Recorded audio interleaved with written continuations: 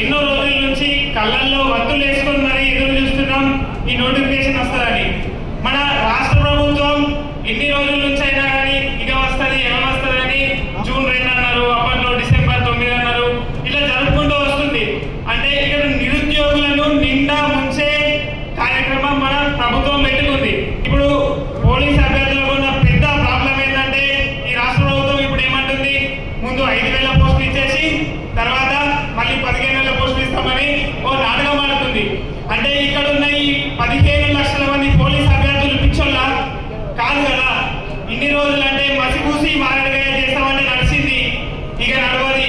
ఎందుకంటే మనందరం ఏకమై మనం కొట్లాడి మనం పోరాడి నిలబడి కలబడి పోరాడి మనం ఉద్యోగ నోటిఫికేషన్ కోసం మనం ఈ రోజు నుంచి మన ఉద్యమం ప్రారంభిద్దాం.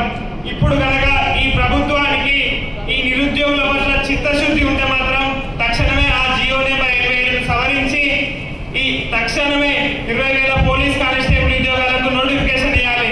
లేనిచో మా నిరుద్యోగులు అందరం కలిసి సీఎంఓ ఆఫీస్ కానీ ఈ డీజీపీ ఆఫీస్ కానీ ముట్టడిస్తాం. ఈ దిల్సుఖ్నగర్ అకాడమీ నుంచి నేను హెచ్చరిస్తున్న ఈ ప్రభుత్వానికి, మీరు తక్షణమే నోటిఫికేషన్ కనుక విడుదల చేయకపోతే ఇప్పుడు మేమందరం కలిసి కట్టుగా ఈ దిల్సుఖ్నగర్ అకాడమీ నుంచి ఈ ఉద్యమాన్ని ఉవ్వెత్తున లేపే ప్రాధాన్యత మేము తీసుకుంటామని ఈ సభాముఖంగా తెలియజేస్తున్నాను. మరొకటి, ఈ నిరుద్యోగులు ఎన్నో కష్టాలు ఎన్నో ఒడిదుడుకులు అనుభవించి ఇక్కడ ప్రిపరేషన్ లో ఉన్నారు. వారికి ఈ హైదరాబాద్ లో ఈ ఇరుకు గదులలో ఈ స్టడియాలలో ఆ సాయిబాబా గుడి ముందు ఆకలి గడుపుతూ ఎర్రటెండలో నిల్చొని ఎన్నో కష్టాలు అనుభవిస్తున్నారు. కానీ ఈ ప్రభుత్వానికి ఈ అశోక్ నగర్ లో దిల్సుఖ్ నగర్ లో ఎన్నో నిరసనలు ఎన్నో ఉద్యమాలు ఎంతో ఉవ్వెత్తున లేపినా కానీ ఈ ప్రభుత్వం కనీసం వాళ్ళకి చీమ కుట్టినట్టు కూడా ఏం చెల్లడం లేనట్టు వాళ్ళు ప్రవర్తిస్తున్నారు. ఇదంతా మా నిరుద్యోగులు మా యువకులు అందరూ గమనిస్తున్నారు.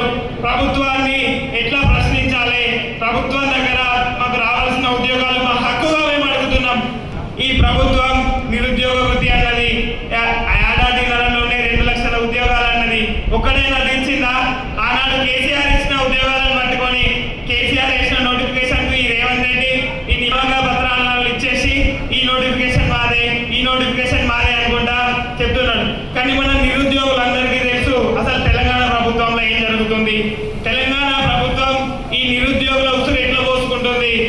మనందరం కలిసి కట్టుగా ఈ ఉద్యమాన్ని ఇక్కడి నుండే స్టార్ట్ చేస్తే మనకు తప్పకుండా ఏదో ఒక రోజు నోటిఫికేషన్ రావడానికి అవకాశం ఉంది. మనకున్నది పోరు మార్గమే. మన ముఖ్య అంశం ఏంటంటే జియో నెంబర్ 27 ప్రకారం ఎంతో మంది ఏజ్ రిలాక్సేషన్ కోసం ఎంతో మంది స్టడియాలలో కూర్చొని అవసరం పడుతున్నారు. ఇప్పుడు కలబడి పోరాడి మనం తెచ్చుకున్న తెలంగాణలో ఈ నిరుద్యోగుల పరిస్థితి ఇంత హీనంగా ఉంది.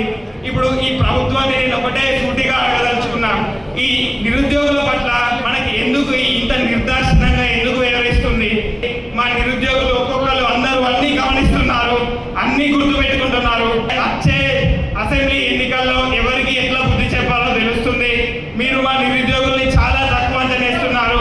ఈ సందర్భంగా నేను ఒకటే హెచ్చరిస్తున్నా, మా స్టూడెంట్స్ లక్షలాది స్టడీ చైర్లు తలుచుకుంటే మీరు కూర్చున్న కుర్చీ కూసలు వదిలిపోవాలి. ఈ లక్షలాది స్టడీ చైర్లు తలుచుకుంటే మీరు కూర్చున్న కుర్చీ కూసలు వదిలిపోవాలి. ఆ ప్రభుత్వం దిగి వచ్చి మా నిరుద్యోగులకు అండగా నిలిచి తక్షణమే నోటిఫికేషన్ విడుదల చేయాలని నేను సభాముఖంగా తెలియజేస్తున్నా. ఎందుకనగా నిరుద్యోగులు గత 4 ఏళ్ల నుంచి ఒక్కటంటే ఒక్క పోలీస్ నోటిఫికేషన్ లేకుండా కూడా ఈ దిల్సుఖ్ నగర్, ఈ చైతన్యపురి, ఈ అశోక్ నగర్ లో ఎంతో మంది నిరుద్యోగులు చాలా గోసలిస్తున్నారు. దీన్ని దృష్టిలో పెట్టుకొని మన రాష్ట్ర ప్రభుత్వం దీని ద్వారా ఏం సమస్యలు వస్తున్నాయి, ఈ జియో నెంబర్ 46 కానీ జియో నెంబర్ 87 కానీ ఇవన్నింటినీ వెంటనే